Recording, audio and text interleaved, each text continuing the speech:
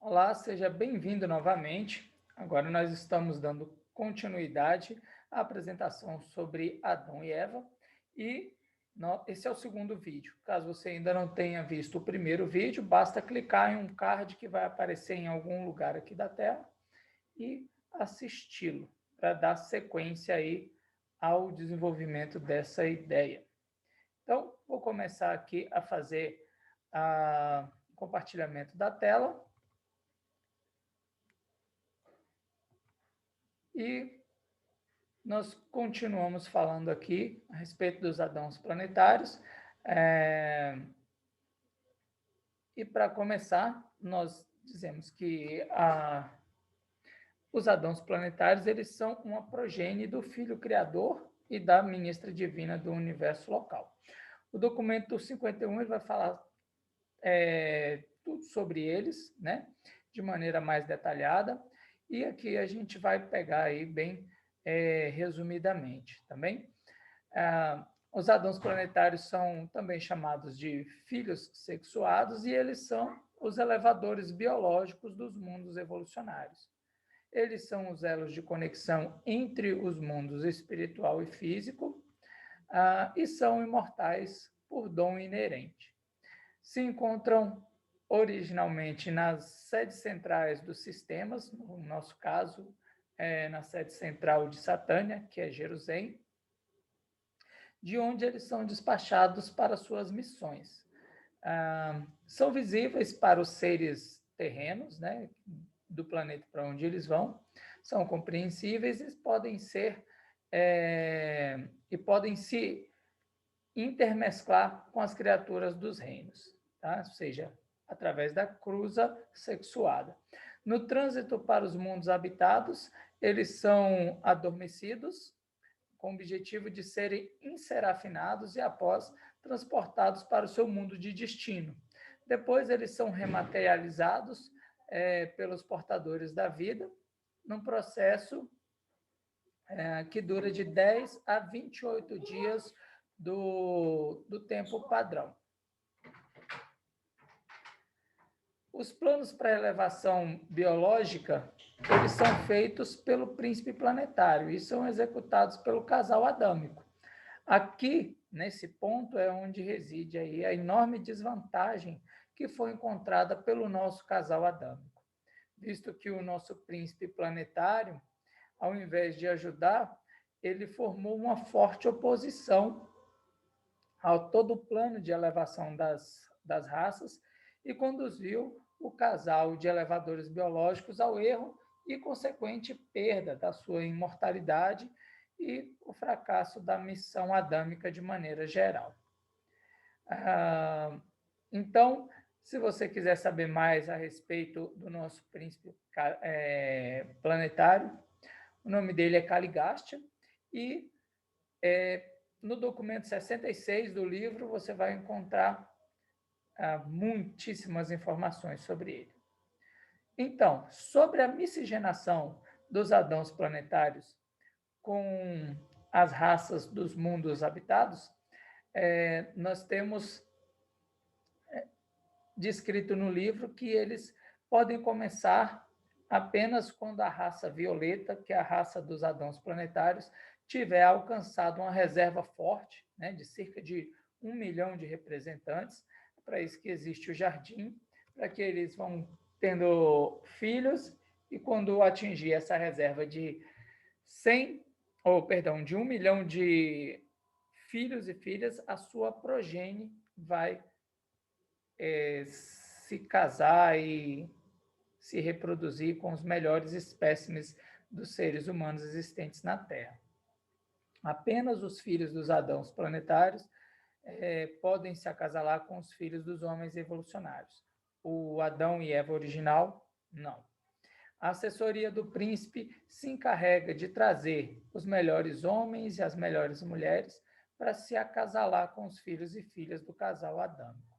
Eles são, por natureza, monogâmicos, né? E como relação, como consequência, né, dessa miscigenação, nós temos o processo, né, de progressão evolutiva do mundo. Tá? em questão. Então, assim, esse documento 51, ele vai dar muito mais detalhes para a gente sobre isso. Por ser, né, o revelador que nos deu esse documento, né, foi um Lanonandek da ordem secundária do corpo de reserva aqui do nosso sistema local. Então, vamos lá, continuando. Agora a gente vai para o documento 73, que fala sobre o Jardim do Éden. Né? Nesse documento a gente vai ver a respeito desses tópicos aqui, né?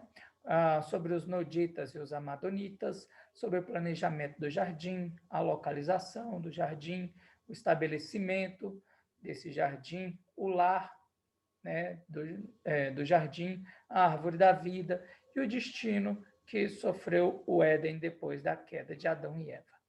Então, apesar da insurreição do nosso príncipe planetário e da degeneração moral e intelectual e também espiritual do homem, a humanidade dos tempos do príncipe tiveram a sua elevação e evolução biológica continuada. Com isso, o pedido dos administradores Melquisedeques, né, conjuntamente com os portadores da vida, solicitando o envio de um casal de filhos materiais e elevadores biológicos, foi atendido. Tabamantia, né, que era o supervisor soberano da série de mundos experimentais, fez a inspeção em nosso mundo e realizou o pedido de um casal de filhos materiais. Então, o jardim ele começou a ser construído por Van e Amadon, que eram personalidades que não aderiram à rebelião e se mantiveram fiéis a Deus e a seu plano.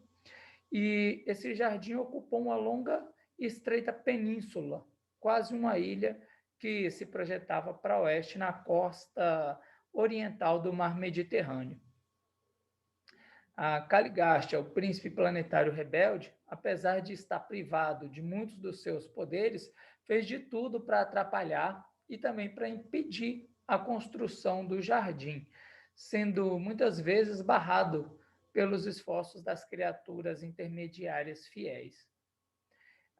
E sim, realmente existiu uma árvore da vida, mas a árvore do conhecimento do bem e do mal pode ser que tenha sido uma figura simbólica de um conjunto de perigos, né, que a desobediência representava.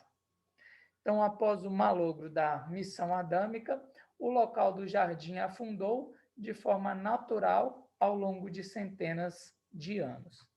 Então, essas informações aqui são resumidas, você pode dar uma olhada melhor lá no documento 73.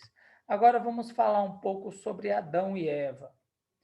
Então, no documento 74, você vai ver também como que era a vida de Adão e Eva em Jerusalém, a chegada de Adão e Eva no nosso planeta, Adão e Eva aprendendo sobre o nosso planeta, a primeira insurreição, a administração de Adão, a vida familiar de Adão e Eva, a vida no jardim, de maneira geral, e a respeito da lenda da criação. Então, no documento 74, nós aprendemos mais sobre Adão e Eva. O casal chegou no nosso planeta há cerca de 37 mil anos, antes do ano de 1934, né? Quase 38 mil anos, ou seja, o mundo já se encontrava povoado por uma humanidade primitiva, confusa pela rebelião do príncipe planetário, mas com a sua evolução física preservada, seu corpo físico preservado. Na capital de nosso sistema, Adão e Eva eram membros do corpo sênior de filhos materiais de Jerusalém. E ali eles estavam inscritos conjuntamente sobre um número, né, que é o número 14.311. Eles pertenciam à terceira série física e tinham em torno de 2,50 metros de altura, né? Os detalhes dos assuntos de Urântia, nosso planeta, foram-lhes passados totalmente. Eles foram exaustivamente instruídos quanto aos planos que deveriam seguir e aceitaram as responsabilidades do governo de um mundo tão transtornado por conflitos. Quando chegaram ao nosso planeta, passaram 6 dias inspecionando e aprendendo sobre o que eles teriam que enfrentar aqui, né? E encontraram um planeta silencioso, sem comunicação interplanetária, né? E tudo isso por causa da quarentena causada pela rebelião. E encontraram também um príncipe planetário que, além de tudo, podia lhes fazer mal. Eles também não podiam contar com a ajuda do corpo de assessores do príncipe e nem as evoluções que eram a responsabilidade desse corpo de assessores, né? Mas que não foram alcançadas por conta de todos os infortúnios aí causados pela rebelião. Como era de se esperar, eles se sentiram sós, mesmo assim fizeram planos para reabilitar o nosso planeta e aproveitaram toda a ajuda possível para isso. Adão era um dos mais peritos anatomistas de todo o sistema de Satânia e deu nomes a todos os seres vivos que via. O povo ficava muito entusiasmado e perplexo com a sua sabedoria e a ponto de querer se prostrar diante deles e adorá-los, né, como deuses. Porém, Adão os orientou que somente a Deus a adoração poderia ser direcionada. Após 7 anos da chegada do casal, chegou a hora da partida dos administradores Melquisedeques. Então, os 12 Melquisedeques, juntamente com Van e Amadon, se foram e deixaram o casal adâmico sozinhos na terra. Adão e Eva tentaram promover avanços na nossa cultura, na arte, e se depararam com desafios enormes por causa dos atrasos causados pela rebelião.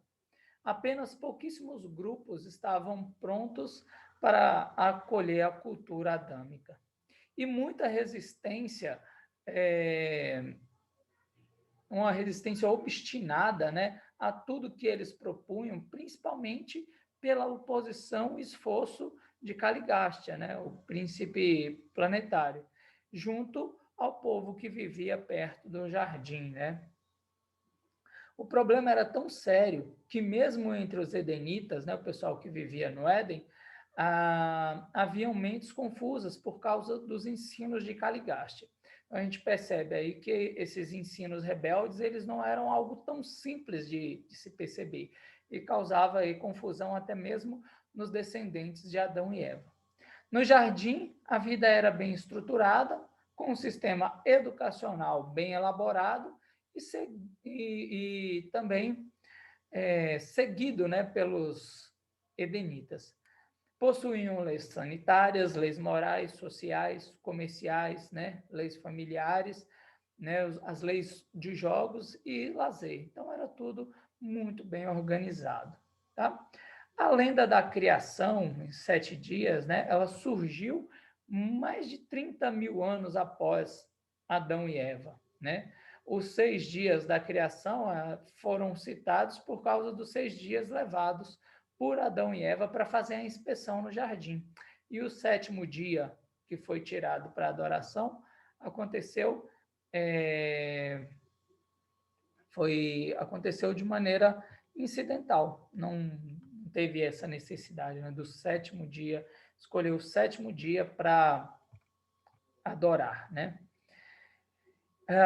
E esse documento 74, que fala sobre Adão e Eva, foi narrado por Solônia, né? Foi trazido para nós por Solônia, que foi a voz seráfica do jardim, aquela voz que falava com Adão no jardim e que foi atribuída a ela que fosse Deus, mas que, na verdade, era um serafim que sempre se comunicava com eles. Era o único canal aí de comunicação que eles tinham. Bom, meus amigos, está dando aqui os 15 minutos desse vídeo. A gente vai fazer mais essa pausa e vai voltar, provavelmente, com mais um vídeo, continuando essa história. No próximo vídeo, nós vamos falar sobre a falta de Adão e Eva. E eu espero vocês aqui na continuidade desse vídeo. Um grande abraço a todos e até o próximo vídeo.